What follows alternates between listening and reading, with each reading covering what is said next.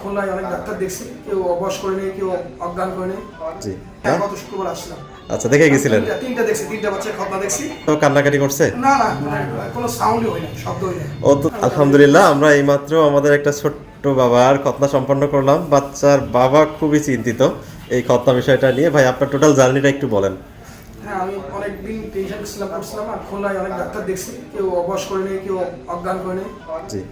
আমি 2 বছর খুব টেনশন ছিলাম, দিতে পারিনি। পরে আপনার কাছে খবর পেলাম একটা তোমার কাছ থেকে, এসে আপনারা দেখে নিট টেনশন, নিট ঝাঞ্চারে এত সুন্দর। গত সপ্তাহে তো আসছিলেন দেখতে, না? গত শুক্রবার আসলাম। আচ্ছা, দেখে গেছিলেন? তিনটা দেখছি, তিনটা বাচ্চার খতনা দেখছি, আর আজকে আমার বাচ্চা করেছে। খুবই একদম খুবই নিশ্চিন্ত। বাচ্চা তো কান্নাকাটি করছে? না না, কোনো সাউন্ডই হয় না, শব্দই নাই। ও তো দেখলাম আল্লাহর রহমতে আমার এখানে যত বাচ্চা খতনা করছে, ও একমাত্র বাচ্চা যে একসাথে 4-5টা সূরা পড়ছে আমার খতনা চলাকালীন। মাশাআল্লাহ।